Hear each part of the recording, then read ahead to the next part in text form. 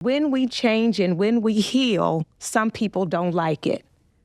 When people have been depending on you, they will not appreciate the boundaries. They will not appreciate the no, but it is not for their benefit or for yours for you to continue to carry people who it's time that they learn the strength of their own legs and the strength of their own wings. Nothing you do will be enough for people who see you as their resource and don't see you as their sister. So you decide. Stop right there. Stop right there. That nothing will ever be enough if they see you as their resource, because it will always be what else you got, what else you got, what else can you do, request, what else you got. next demand. And that's what you're feeling, and that's what you're resentful and angry about. But your past relationships with them has set this expectation. Yes. And so what I'm speaking from experience. I'm a member of this choir, okay? Yeah.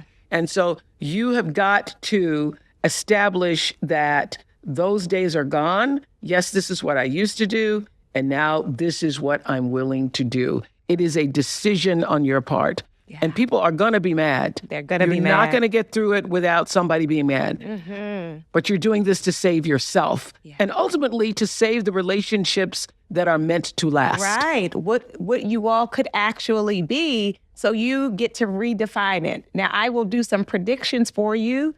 When you step back, some people will step up. Some people who always said, well, she'll handle it, she'll pay for it, she'll do it. Some people will step up, and then some things actually won't get done, and you let it fall to the ground.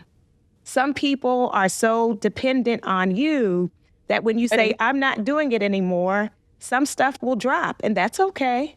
You got to let it drop. Yeah. Yeah, I do. And the obligation feeling is because I know that I'm blessed to be a blessing. Yes. I understand. Yeah. And I have taken myself into another area, and I have a home where I also provide 24-hour care for young girls who grew up like myself. And that's where my energy is now, because those are people who do not have families and things of that nature. But it's this sense of obligation that I really want to work on, because if I show up in my family and something's not there, I just feel like I need to fix it. Well, you know what? I suffered from this for so long. I literally have journals filled with the question of, what do I owe? What do I owe? And when is it enough?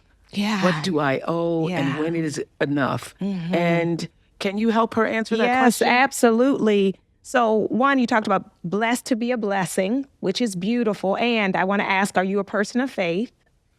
I am. Okay. I want to say to you that God, or your creator, did not make you just to be an instrument for other people's relief. You are not just a vehicle for other people. And I know we like to talk about God used me up. God says, I'm not a user. I'm not here to use you just to bless others. It's actually to flow into you so you can give from your overflow. When you are nourished, then it won't drain you or empty you to share with those girls in the home that you share with.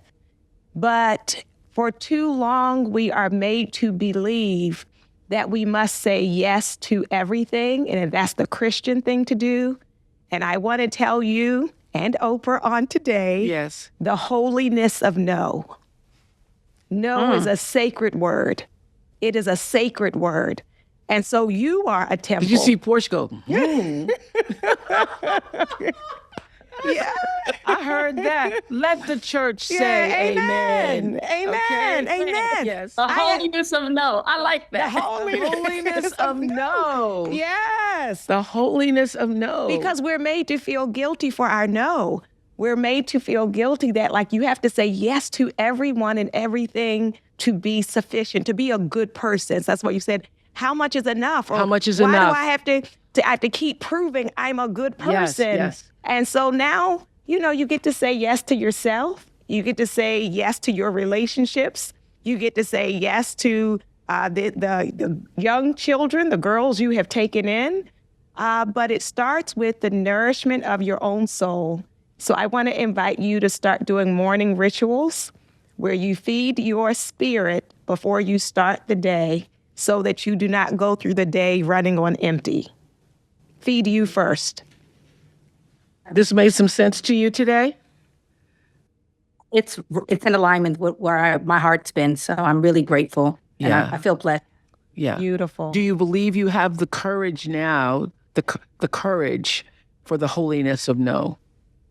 I know it. Yes, I know. Know it. I've been taking the little steps and hearing it from, of course, Oprah, my fairy godmother. Of course, it just makes the most sense. Thank you so Dr. much. Thema. Thank you so much. Thank you so much. I appreciate you all. Thank you. so much. Thank you, Portia. So you write about the co-creating joy. You say it's an inside job. That's right. For an individual and a collective job for relationships. It is. Co-create joy with the people you love. That's right. We have to be intentional so that we don't take relationships for granted or take people for granted. Sometimes we're like, oh, I know those are my folks, but we turn to them more when we're in crisis or in need, or we neglect the relationship because we figure they'll always be there. So we have to be intentional about engaging and creating moments and memories with each other that are joy-filled. Have to do that on purpose and protect time for it.